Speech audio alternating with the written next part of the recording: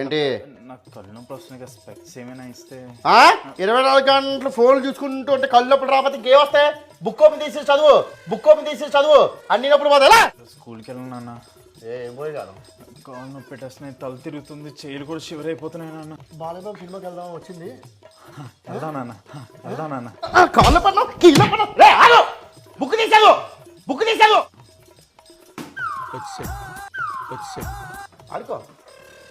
ఆడుకో ఇన్ని సౌకర్యాలు ఇచ్చినా చదవడానికి ఒళ్ళిపోగడం యాదవాని.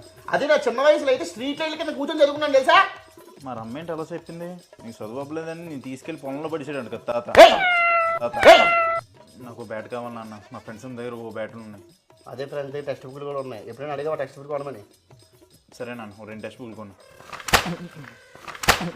నీకు ఎన్నిసార్లు చెప్పాలి అక్క టెక్స్ట్ బుక్లు వాడుకోమని? పోవడికి దిగి తక